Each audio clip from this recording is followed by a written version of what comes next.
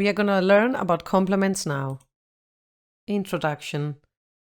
The plugin's functionality requires access to the resources of the user's equipment that for security reasons, the browser does not have by itself.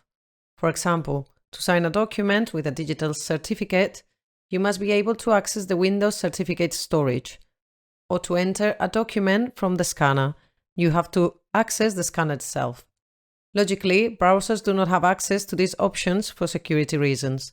The AuraQuantic Complement allows you to use these functionalities.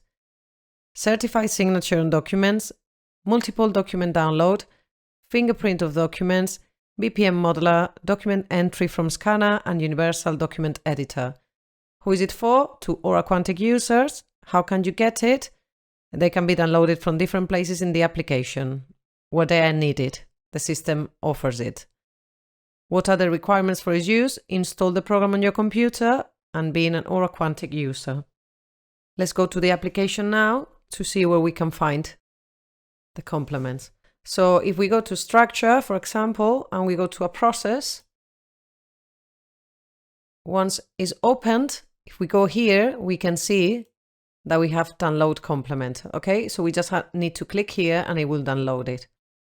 Okay, this will be one way of doing it.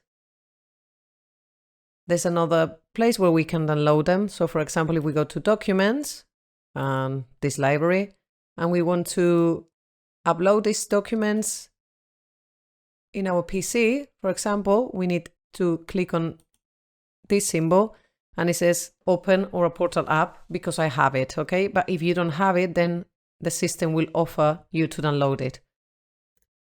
As I have it, I'm gonna click on open.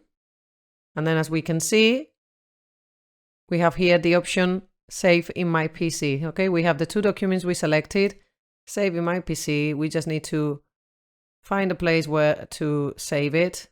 So for example, let's do it in the desktop. Select and download complete. And now it's your turn to do part 6.